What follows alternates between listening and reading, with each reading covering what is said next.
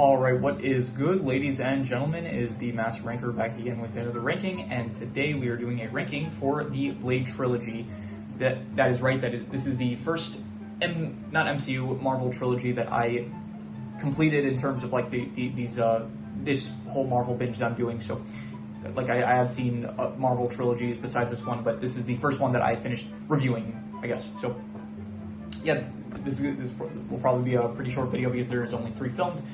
And so, yeah, we'll just get into it. Starting off with the first film, Blade, the first Blade film. I would give it a B tier film. I would say that this is probably the best film in the Blade franchise, I would say. They started off, this was the first, like, actual action-oriented Marvel film. Before this, there was just Howard the Duck, which, there was, like, some action, if you could say that to be generous, I guess, but it's not really an action film, to be honest. This one is the first legitimate, like, superhero action film in the Marvel franchise, and so it worked, I would say. I thought that I gave it like a 6.5, I would say. It was a good film. I enjoyed it. Deacon Frost was a good villain. The introduction to Blade himself was good. And I think this one did the best job of like the actual vampire aspects of these movies. I think this one was the strongest in that case. It had Karen, she was another good character. And yeah, overall, good action, I thought. And so, solid 6.5.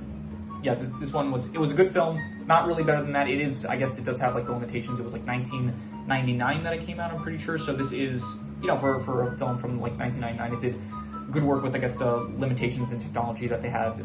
So, yeah, I guess 6.5 would give it. I would give it, yeah. Blade 2, this is, as of the moment, this is my least favorite Marvel film that I have, honestly, that I've watched in general. Like, even the more modern Marvel films, I think that this one is probably my least favorite. Definitely in terms of the ones I've reviewed so far, this is the lowest one I gave. I think I gave it like a 3 out of 10. What would that rank on the scale? That would rank really bad, I thought. So, yeah, this one just did not work for me. I like the concept. The concept is kind of cool, where you have like the Reaper gene, so that certain vampires, they want blood, and they don't just need it from humans, like they're also willing to get it from other vampires.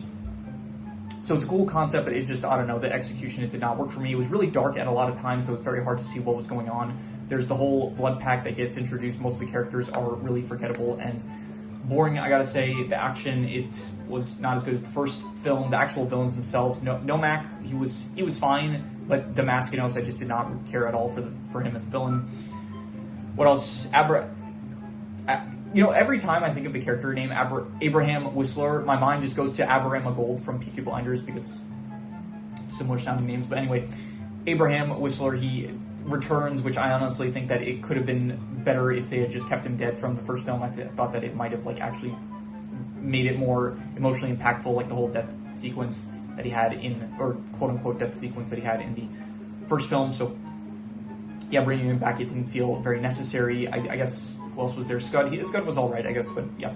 Overall, this film, I just did not enjoy watching. It felt, honestly, a lot of these films that I don't like specifically, I guess Blade 3, Hulk, that's also at the moment like one of my least favorite films that I've reviewed up until this point for the Marvel films. I feel like all these films, maybe if they like cut like, I don't know, 20 minutes, half an hour, like these films don't, I think this film is like also around 2 hours long, something like that. So these films do not need to be as long as they are. And it felt like a drag to get through, honestly, so I'm going to have to give it F tier like for the negative film, so I would have to say that this is a negative territory film, so F tier. And finally, we have Blade Trinity, where I would give Blade Trinity, I'd go like a C. I thought, honestly, I went into this with like really low expectations.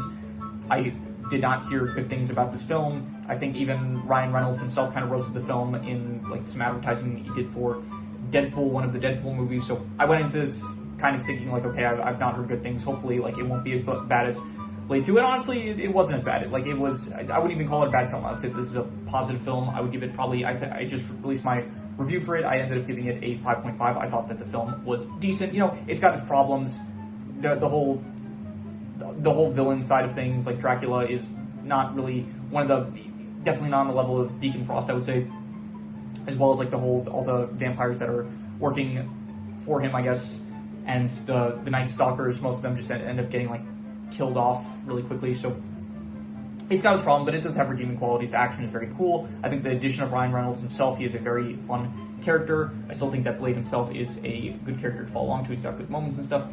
And so overall, it's got definitely its problems. But honestly, I did not really it definitely didn't feel like a drag to get through compared to Blade 2, I gotta say. So I would say overall, C tier, it's decent. 5.5 I would give it. And yeah, that is my ranking, I guess, for the Blade films. Not only 3, so it is a trilogy. Overall, I think I would give the franchise probably a. I'd go like what do we have? Like a 6.5, a 5.5, and a 3.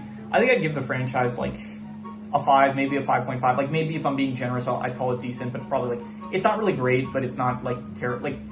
You know, it's got a good film, it's got a really bad film, it's got a decent film. It's like, you know, a 5, I would say, like, it's not good really, it's not bad though. If I'm being generous, I'll call it like decent, but I'd say like between a 5 to a 5.5, I'll say. It's like not good or bad, but it's more so leaning on the good side, I would say. So yeah, that is my ranking of the Blade movies, and so if you have any recommendations, any shows, movies, video game stories, anime, manga, web series, anything that you want me to review or rank or compare rankings, it does not have to be media related, it could be anything. Leave it in the comments and I will maybe possibly check it out. With that said, that is pretty much all there is to it, so let's leave it at that.